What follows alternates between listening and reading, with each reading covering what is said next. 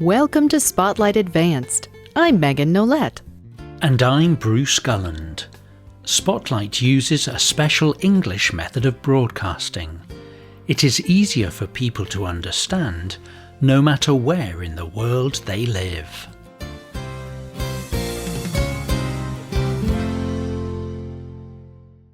Imagine you are walking through a forest full of pine trees. A thin layer of snow covers the branches, and underneath, the hills are layered with mounds of snow and ice. It is hard to walk through, but the air is fresh and the cold makes you feel alive. It is one of the most beautiful winter days you could think of. But a day like this can also turn deadly. Freezing temperatures can cause serious injury and even death. The Lancet Planetary Health is a medical journal. In 2021, they published a study led by a team of researchers in Australia and China. The study found that almost 500,000 people die from extreme heat every year. But over 4.5 million people die from extreme cold every year. More than half of the deaths from extreme cold were in Eastern and Southern Asia. Sub-Saharan Africa also had the highest cold-related death rate by population. People often do not recognize the changes in their bodies in cold weather, or they may not know what to do to avoid the dangers of cold weather. Today's Spotlight is on how to stay safe in cold weather. One of the biggest dangers of the cold is called hypothermia.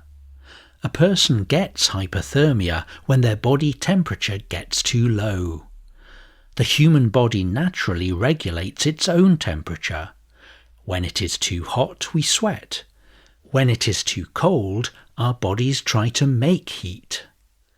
When a person is in the cold, it is almost like they are exercising. Their body is working extra hard to keep the temperature at the right level. But sometimes the body cannot create heat fast enough, or it has no more energy to use. When this happens, the body's temperature begins to drop. Soon after, the brain stops working correctly. This is one of the first signs of hypothermia. A person with hypothermia may have a difficult time remembering things.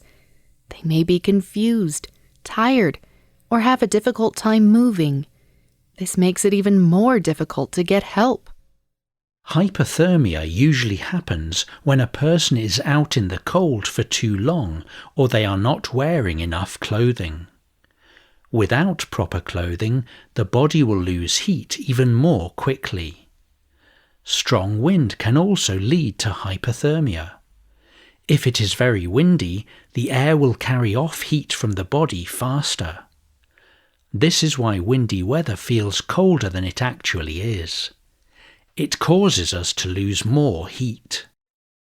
When a person has hypothermia, it is important to help them as soon as possible. Here is how you can do that. Bring them inside, into a warm room. If they are awake, make them a warm drink. Try to warm the center of their body first, the chest, neck, head, and groin. Keep the person dry. If they have wet clothes, remove them. When a person is wet, their body will lose heat faster. Keep them wrapped in dry blankets. And most importantly, get them emergency help. Being in the extreme cold can also lead to frostbite. Frostbite is an injury where part of a person's body freezes. When this happens, the water in their body turns into ice crystals. These crystals damage the body parts, and they make it impossible for blood to flow. Frostbite usually affects the body's smaller parts like toes, fingers, cheeks, nose, and ears. A person who has frostbite will not be able to feel the affected area. The skin will get hard and change colour. In extreme cases, frostbite can damage organs and skin. If you have never been in the cold, it can be difficult to understand the unique pain of frostbite. It is like being burned, but you are being burned by the cold. With very bad cases of frostbite, a person might not even feel it. Sir Ranulph Fiennes is a famous explorer who once had a bad case of frostbite. He was exploring in the Arctic when his supplies fell in the water. He had to reach in to pull them out. He told the magazine Esquire what happened next. The water was not all that cold. It was probably about 30 degrees Fahrenheit. But when I got my arm out of the water, it started getting cold very quickly. My fingers felt like dead wood. I could not bend them. Sir Fiennes had 4th degree frostbite in his fingers. There are 4 different types or degrees of frostbite. A person with a 4th degree frostbite may never feel the affected area again. The area may die.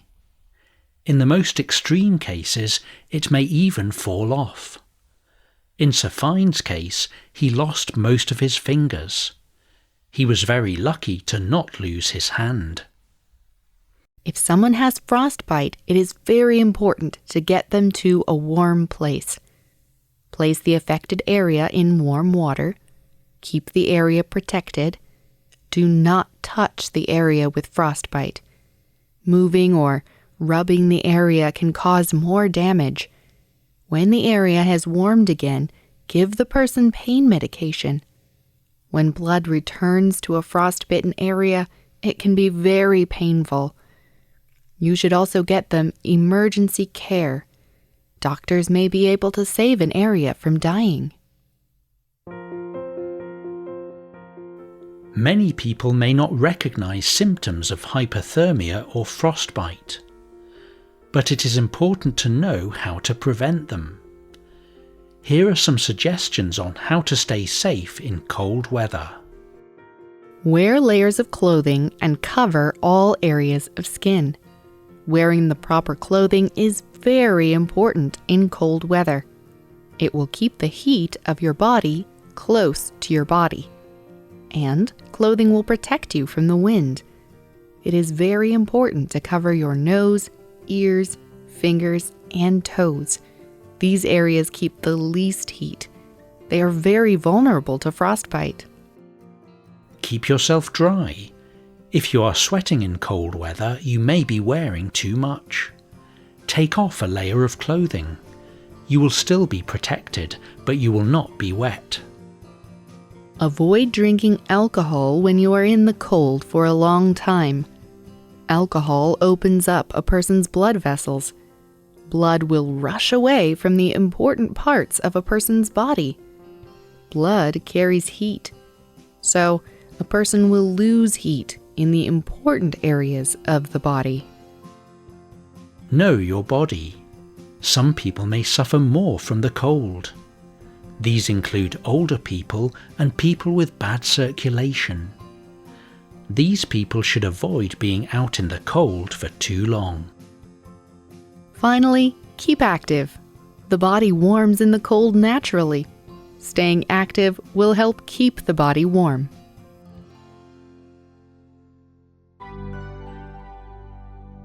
Do you have experience with the cold?